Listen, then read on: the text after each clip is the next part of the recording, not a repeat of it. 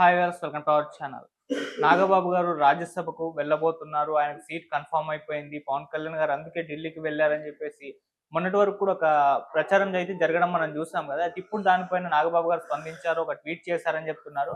మరి ఆయన ఏం చెప్తున్నారు? ఆయన ట్వీట్ లో ఏముంది? మరి నిజంగా ఆయనకు రాజ్యసభ సీట్ కన్ఫర్మ్ అయిందా లేదా? ఇప్పుడు ఇదే అంశం మీద డిస్కస్ చేయడానికి ప్రజెంట్ మనతో పాటు జయదేవ్ గారు సీనియర్ జర్నలిస్ట్ ఉన్నారు. వారితో డిస్కస్ చేసి తెలుసుకుందాం. నమస్కారం సార్. నమస్తే. సార్, పవన్ కళ్యాణ్ గారు ఢిల్లీ వెళ్లారు. ఇక నాగబాబు గారికి రాజ్యసభ సీటు కన్ఫర్మ్ అయిపోయింది అని చెప్పేసి మొన్నటిదాకా కూడా ప్రచారం జరిగింది కదా. ఇప్పుడు ఆయన స్పందించారు. నాగబాబు గారు ఒక ట్వీట్ కూడా చేశారు అని అంటున్నారు సార్.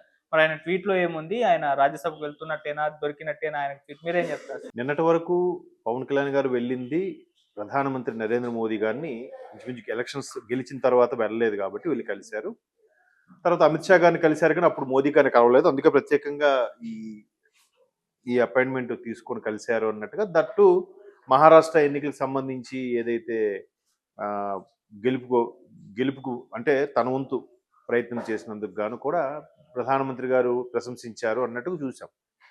అయితే ఇది ఈ లోపల వైసీపీకి సంబంధించిన ముగ్గురు ఎంపీలు రాజీనామా చేయడం, ఆ రాజీనామాల్లో భాగంగా ఎవరెవరికి టీడీపీ, జనసేన, బీజేపీ ఎవరెవరు ఎలా సీట్లు సర్దుబాటు జరగబోతుంది, ఎలా పంచుకుంటారు అనే అంశం తెర మీదకి వచ్చిన నేపథ్యంలో మోపిదేవి గారిది, బేద మస్తాన్ రావు గారిది, తర్వాత మన కృష్ణయ్య గారి ముగ్గురు సంబంధించి ఎవరెవరికి ఇవ్వబోతున్నారంటే జనసేన నుంచి నాగబాబు గారి పేరు అయితే స్పష్టంగా వినపడింది. అయితే నిన్న కూడా ఒక మీడియా మిత్రుడు మీకులాగే ఒక ప్రశ్న వేశారు. ఏంటంటే గతంలో టీటీడీ చైర్మన్గా కూడా నాగబాబు గారి పేరు ఎక్కువగా వినపడింది. అప్పుడు కూడా ఆయన దాన్ని ఖండించారు. అట్లాంటివి ఏం లేదు, నేను ఏమి ఆశించి చేయట్లేదంటే ఖండించారు. ఇప్పుడు రాజ్యసభలో కూడా ఈ విధంగానే ఆయన ఆశిస్తున్నారా లేదా ఖండిస్తారా అన్నట్టుగా కూడా అడిగారు. అయితే అప్పుడు టీటీడీ చైర్మన్ మీద వచ్చిన ఊహాగానాల్లో వాస్తవం లేదు, నాకు అటువంటి ఉద్దేశం లేదు, నేను ఆ ప్రయత్నాలు చేయలేదన్నట్టుగా ఖండించారు. కానీ మేబీ రాజ్యసభ ఇస్తే మాత్రం తీసుకోవచ్చులే అన్నట్టుగా నేను కూడా అభిప్రాయపడ్డాను నిన్నటికి.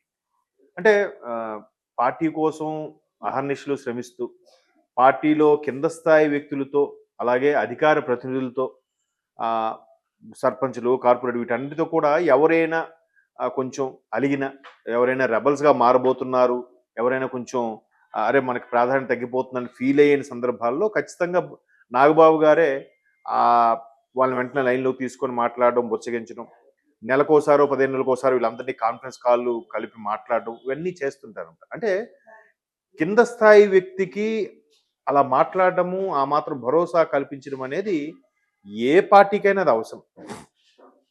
సో అలాంటి యాక్టివిటీస్ అన్నీ కూడా నాగబాబు గారు చేస్తుంటారండి. సో పార్టీ పటిష్టానికి, బలోపేతానికి అది చాలా ఉపయోగపడుతుంది కదా. అయితే ఇక్కడ నాగబాబు గారు దీనిపైన కూడా ఆశించట్లేదు అని ఇవాళ ఆయన ట్వీట్లో చూస్తే అర్థమవుతుంది.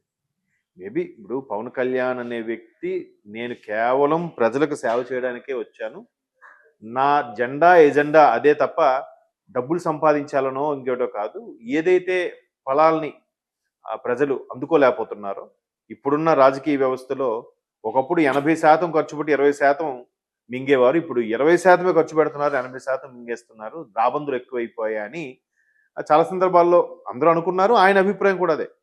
సో ఆయన రాజకీయాల్లో వచ్చాక ఈయనేం ఉంటాడులే, ఈయనేం చేస్తాడులే, ఆ అన్నయ్య కూడా పార్టీ పెట్టాడు కదా, పార్టీ కాంగ్రెస్లో విలీనం చేశాడు కదా అని రకరకాల విమర్శలు. ఆ 2 చేతిలో ఓడిపోయాడు, ఆ 3 పిల్లల్ని చేసుకున్నాడు, ఇంకా చెప్పలేము. అంటే వ్యక్తిత్వ హననకు గురైన వ్యక్తుల్లో భారతదేశంలో నాకు తెలిసి ఎక్కువగా గురైంది పవన్ కళ్యాణ్ గారు, తర్వాత లోకేష్ గారే. ఎందుకంటే లోకేష్ గారు తల్లిని కూడా అవమానించారు అట్లా. సో అట్లా అవమానంగా చేసిన ఇప్పుడు ఎవరెవరైతే సోషల్ మీడియా పోస్టులో ఈరోజు అరెస్టులు ఎదుర్కొంటున్నారో వాళ్ళు కూడా చాలా భయంకరంగా నోటుకొచ్చినట్టు బిహేవ్ చేసి నోటుకొచ్చినట్టు మాట్లాడారు. అయినా ఇవన్నీ తట్టుకొని మొత్తానికి గెలుపు సాధించి డిప్యూటీ సీఎంగా ఉన్న వ్యక్తి కేవలం రాజకీయాల కోసమే అని ఎన్నిసార్లు గొంతు చించుకున్నా కూడా ఆయన ఒక పొలిటీషియన్గా మార్చే ప్రయత్నం ప్రత్యర్థులు చేస్తూ ఉంటారు. నిజంగా ఆయన డబ్బులే సంపాదించాలి, ఒక ఫెమిలియర్ సంపాదించాలి అని అనుకుంటే నేము లేనిదా కాదు, ఫేము ఆయనకి లేనిదా కాదు. ఇంకా డబ్బు అంటారా, అసలు వరుసగా కొన్ని డబుల్ హ్యాట్రిక్ కొట్టిన సినిమాలు కూడా ఉన్నాయి. అంటే వరుసగా సూపర్ కలెక్షన్స్ వచ్చినవి, ఫ్లాప్ అయిన సినిమాలు కూడా మంచి కలెక్షన్స్ వచ్చినవి వరుసగా ఒక 10-12 పోయినా స్టార్డమ్ ఏమాత్రం తగ్గని వ్యక్తి నాకు తెలిసి ఇండస్ట్రీలో ఇంకెవరు ఉండరు. నిజంగా ఒక 10 సినిమాలు పోతే మరెవడు అసలు ఇండస్ట్రీలో మళ్ళీ కనపడ్డు. మళ్ళీ ఏదో తండ్రి పాత్రలో క్యారెక్టర్ ఆర్టిస్ట్‌గా ఇవ్వాలి. అట్లాంటిది ఎన్ని చేసినా కూడా ఆ ఇమేజ్ తగ్గలేదంటే ఎంత క్రేజ్ ఉంది. ఈవెన్ ఆయన ఇంతకుముందు భార్య అయిన రేణు దేశాయ్ గారికి కూడా చాలా సందర్భాలు చెప్తారు. అసలు ఆయనకి లేనిదేంటి, పెద్ద ఫ్యామిలీ నుంచి వచ్చిన వ్యక్తి. నేమ్ ఉంది, ఫేమ్ ఉంది, మంచి క్రేజ్ ఉంది, స్టార్డమ్ ఉంది. కానీ ఇవన్నీ ఆయనకేమీ రుచించవు. ఆయనకి ఎంతసేపు ప్రజల కోసం, ఫ్యాన్స్ కోసం ఏదైనా చేయాలనే తప్పించే మనిషి. అదంతే ఆయన మెంటాలిటీ అన్నట్టు కూడా ఆవిడ చెప్పారు. ఇంత విడిపోయి ఇన్నేళ్ళైనా కూడా ఆవిడెప్పుడు ఎక్కడా తప్పుగా చెప్పలేదు. సో అటువంటి వ్యక్తి నిజంగా చాలా నా సినిమాలు నిజంగా చేసుకుంటే ఈరోజు ఎవరెవరో ఆయన తర్వాత వచ్చిన వాళ్ళు కూడా 1000 కోట్లు దాని క్లబ్‌లో చేరాడు, 100 కోట్ల క్లబ్‌లో చేరాడు, 100 కోట్లు తీసుకుంటాడని అంటున్నారు. ఆయన చేయాలనుకుంటే అవి రావా?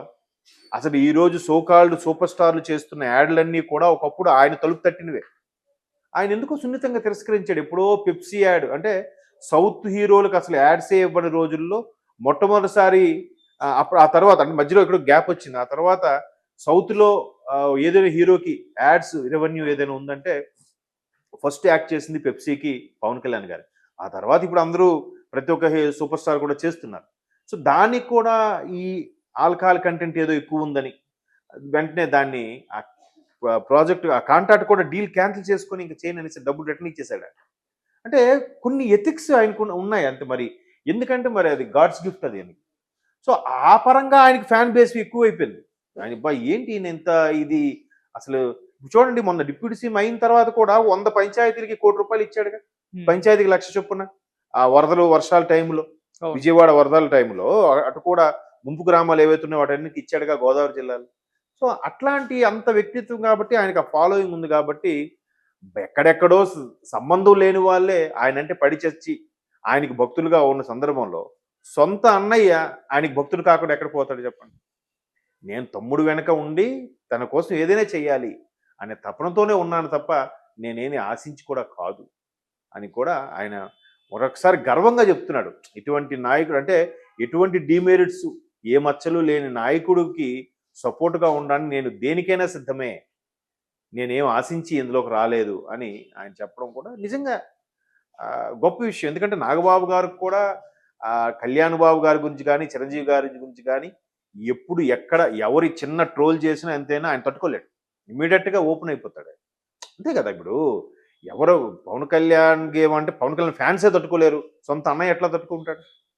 చాలా సందర్భాల్లో ఆయన రియాక్ట్ అయిన ఇంకా చిరంజీవి గారు రియాక్ట్ అవ్వకపోవచ్చు, పవన్ కళ్యాణ్ గారు రియాక్ట్ అవ్వకపోవచ్చు, కానీ ఈయన రియాక్ట్ అవుతాడు. సో ఇప్పుడు కూడా ఆయనకు సపోర్ట్గా మద్దతుగా ఆయన ఇంకా విజయ అవకాశాలు ఇంకా గెలుపు ఇంకా ఎక్కడ ఉన్నత పదవులు అధిరోహించాలని